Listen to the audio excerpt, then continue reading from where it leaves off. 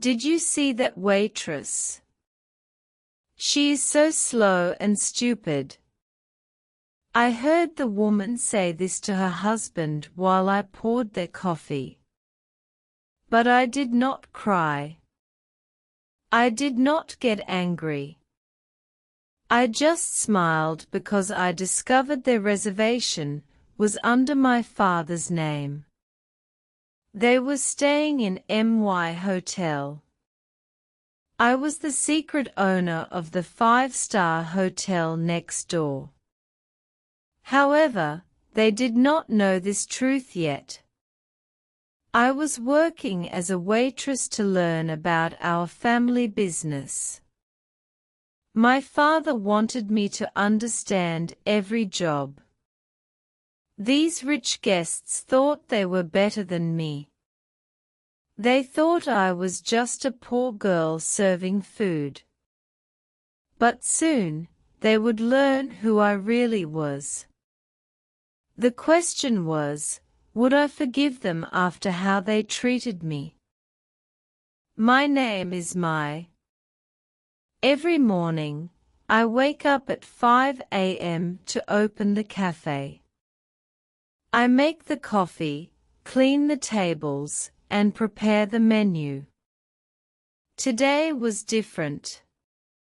A rich couple walked in. The woman wore expensive jewelry.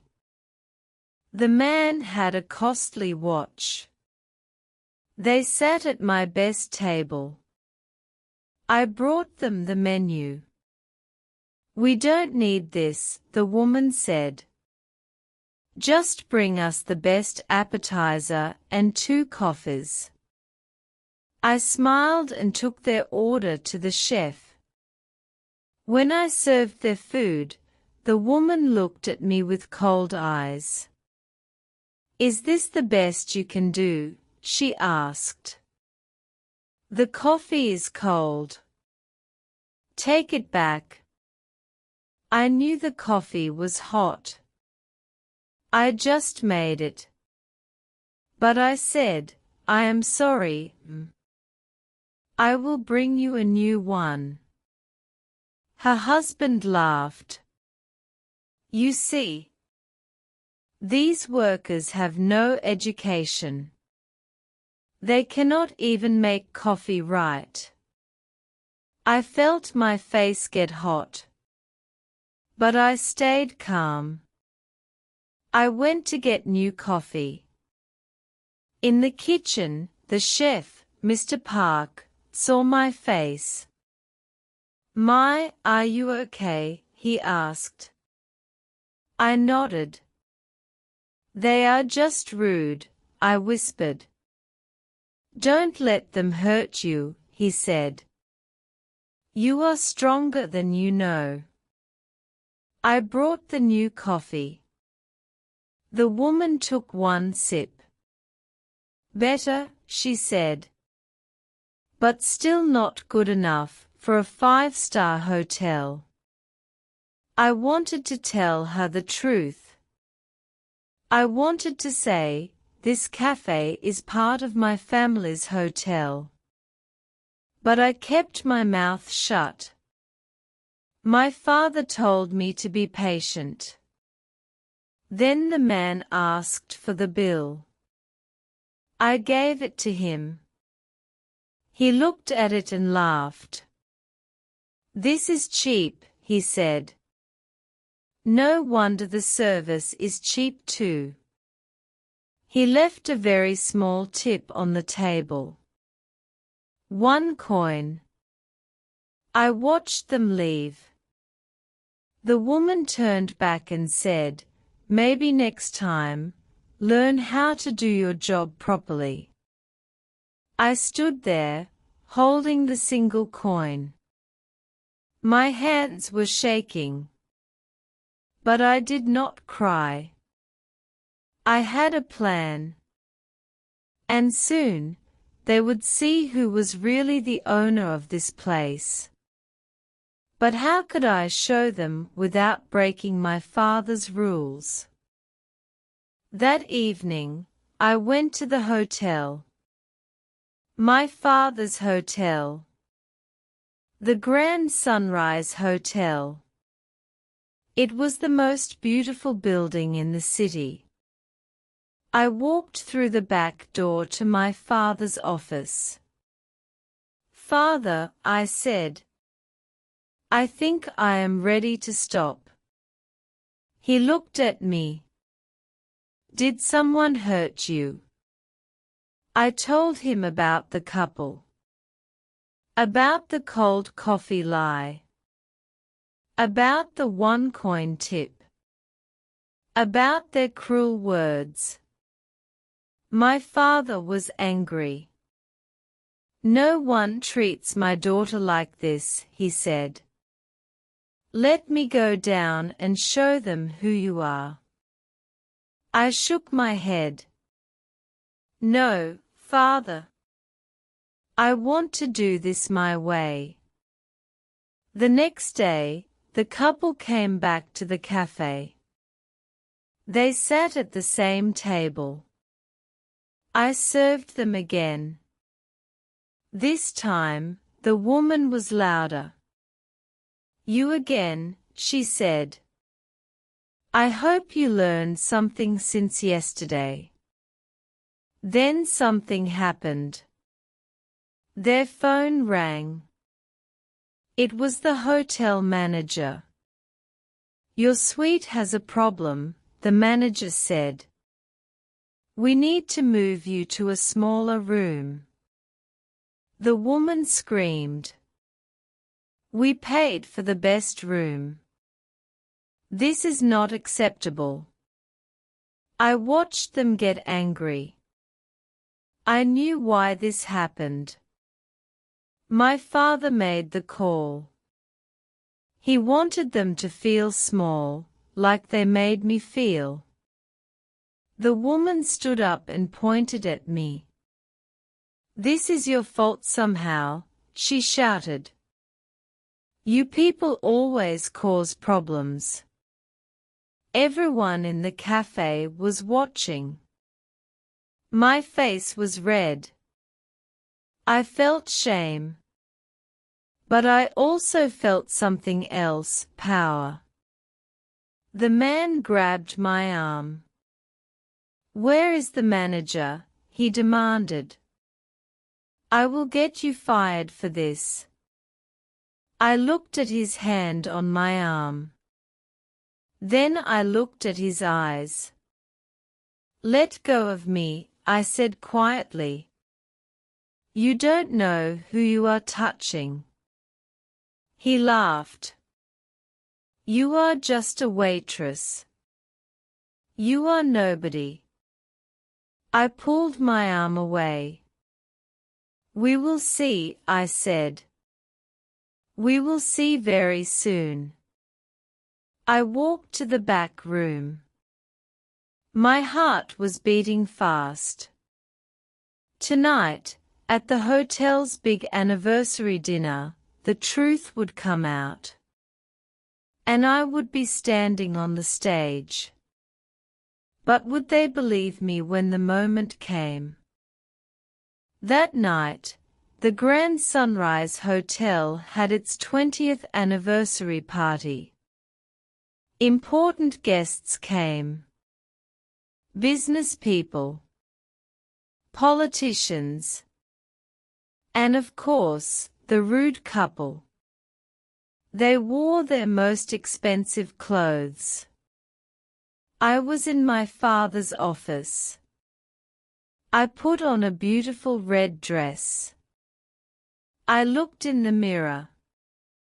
I did not look like a waitress anymore. I looked like an owner. "Are you ready?" my father asked. I nodded.